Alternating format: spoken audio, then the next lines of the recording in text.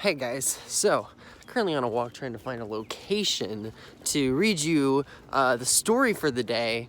And the issue that I have come into is I couldn't go on my back balcony because I got attacked by wasps. And yes, Mr. Hammond is a coward when it comes to wings and small critters.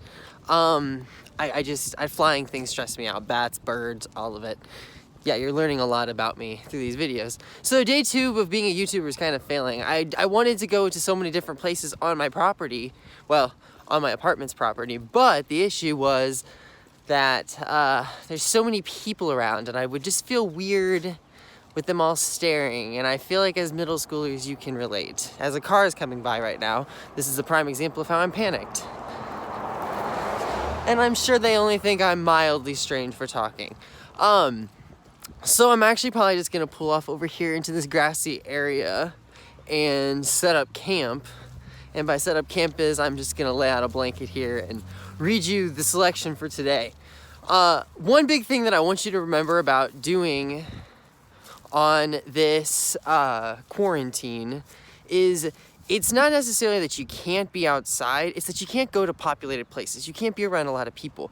You should definitely try to get outside, especially when the weather's like this. Make the best of a worse situation. All right, I'm gonna take a second here to get set up. It's Mr. Hammond, I'm back. As you can see, I'm settled in. I got a nice naturesque background. This is all real, so I could touch it if I wanted to. I'm gonna be reading to you today the short story from this collection of short stories, one called How to Transform an Everyday Ordinary Hoop Court into a Place of Higher Learning and You at the Podium, by Matt De La Pena. That's a very long title, but I want to say that this story is really powerful in the sense that those of you who play sports and those of you who feel like sports is something you're really good at and you're like that's your future, I think you'll learn a lot from this, or you'll just you'll relate to it in many ways. I'm not going to read the whole thing today. It's kind of long, so I'm only going to, this might be a 2 or even 3-part video, depending on how long it takes, but I'm going to read just a few of the little mini chapters in it. So, here we go. It's finally summer. Go ahead, take a deep breath. You're free.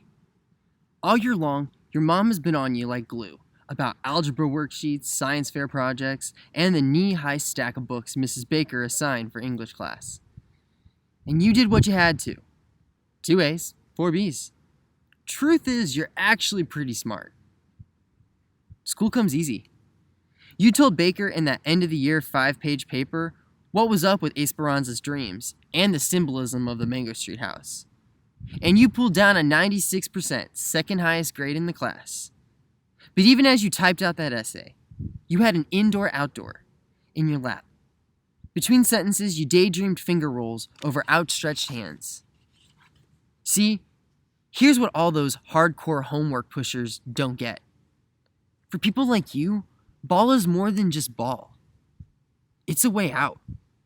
A path to those tree-lined lives they always show on TV. You've crunched the numbers and read the tea leaves. Fact is, you'll never hit the books as hard as a boy genius, such as Jeremiah Villa, Sylvia Diaz either.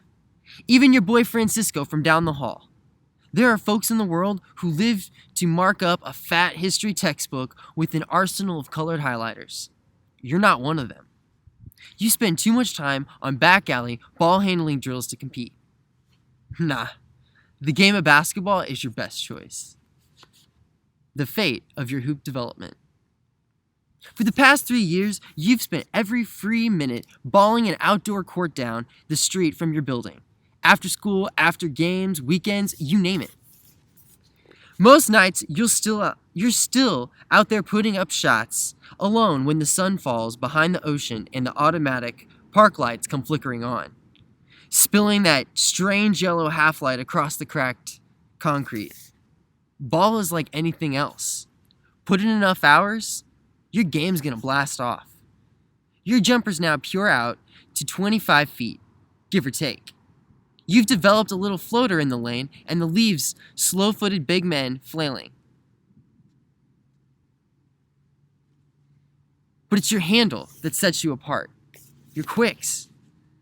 The way you get into that paint at will and finish with either hand. This past season, you scored more points than any other 8th grader in the county. You were second in assists. So what? It ain't good enough, and you know it. Not if you want to be even more dominant next year in high school. That's why your ears perk up when you overhear a couple newcomers talking about Mooney Gym in Balboa Park. When you overhear the dude with love handles sitting on the stairs say to his boy, "It's the best run in the entire city, B. I'll put that on everything." "You ranked him out?" the other guy asks. "Nah, I used to ball there all the time before I tweaked my back.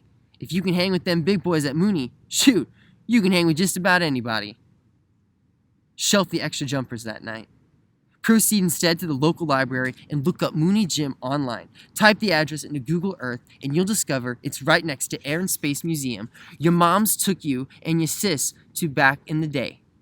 And the Air and Space Museum, if your calculations are correct, isn't but 5 miles from your pop's job at the factory.